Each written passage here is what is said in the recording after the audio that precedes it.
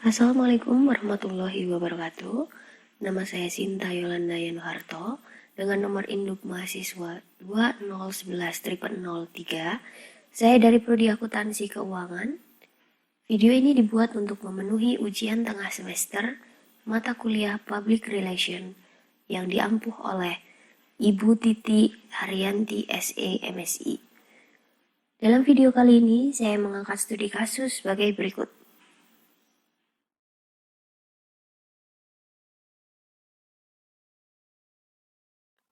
Merger dan akuisisi PT MM oleh PT SJY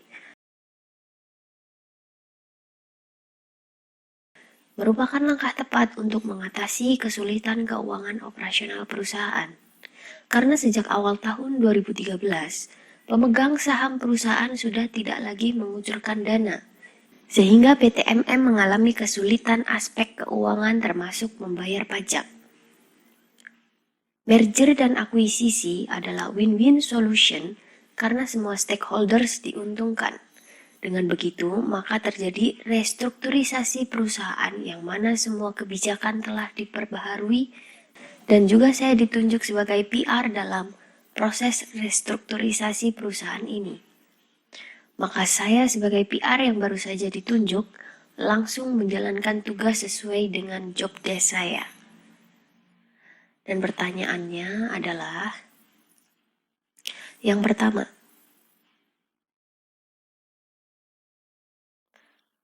langkah apa yang harus dilakukan untuk memperbaiki citra perusahaan?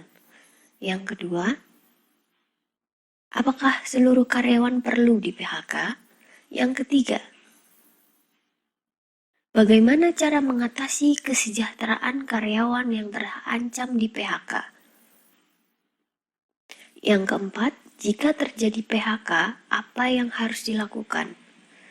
Dan yang terakhir, kelima, pimpinan yang bagaimana yang dibutuhkan dalam proses transisi seperti saat ini.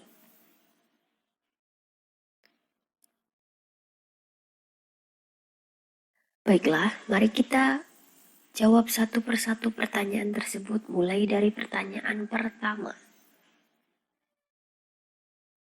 Langkah apa yang harus dilakukan untuk memperbaiki citra perusahaan?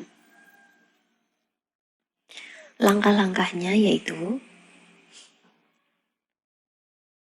klarifikasi, mengklarifikasi berita yang beredar di luar tentang PT MM, baik itu berita negatif, positif, ataupun menyimpang.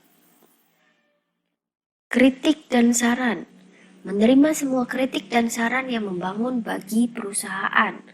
Diharapkan dari kritik dan saran yang diterima, mampu memberi motivasi kita untuk memperbaiki serta menambahkan kualitas perusahaan.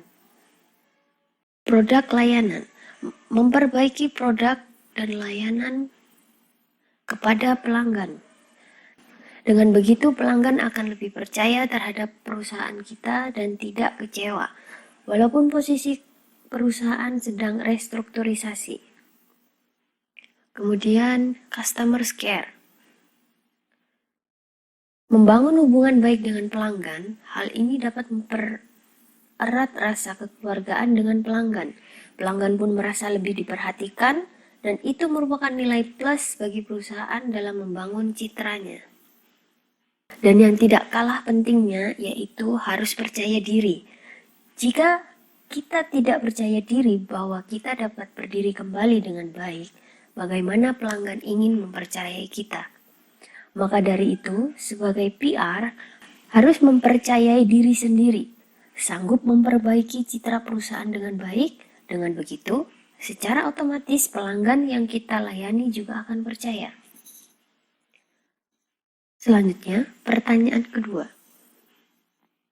Apakah seluruh karyawan perlu di PHK?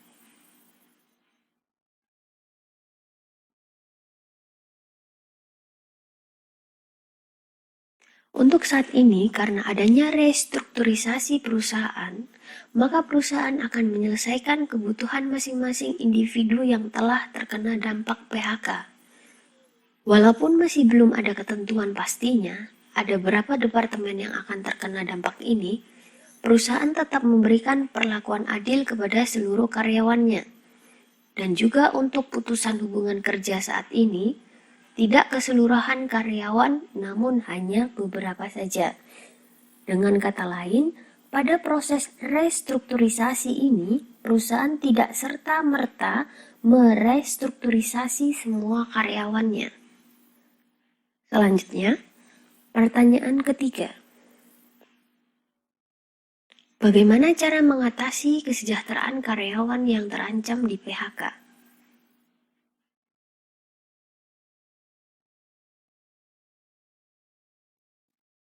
Seperti yang sudah dijelaskan di awal, bahwa perusahaan akan menyelesaikan kebutuhan masing-masing individu yang telah terkena PHK. Sesuai dengan janjinya, perusahaan akan memberi kompensasi sesuai dengan ketentuan dan prosedur yang ada. Perusahaan akan bersikap profesional dan adil dalam melaksanakan prosedur dan ketentuan PHK ini. Jadi untuk karyawan yang terkena dampaknya tidak perlu khawatir lagi. Selanjutnya, pertanyaan keempat.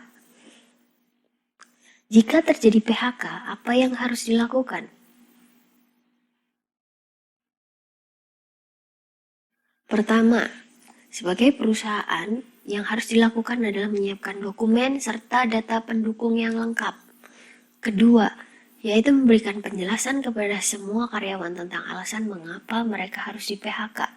Ketiga, melakukan musyawarah terbuka antara manajemen dengan karyawan. Keempat, meminta bantuan pihak ketiga yaitu Dinas Tenaga Kerja. Dan yang kelima, memberikan kompensasi sesuai dengan prosedur dan ketentuan yang ada.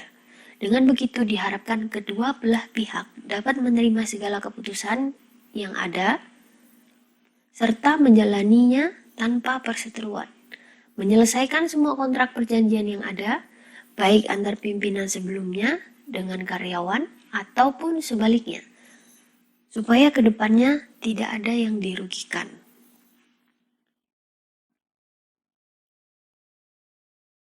Kemudian pertanyaan terakhir yang kelima, pimpinan yang bagaimana yang dibutuhkan dalam proses transisi seperti saat ini?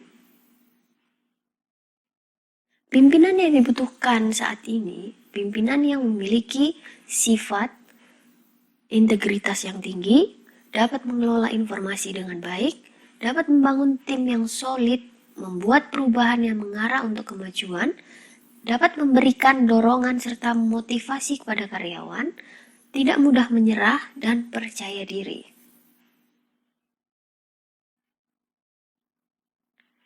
Sekian presentasi dari saya, kurang lebihnya mohon maaf.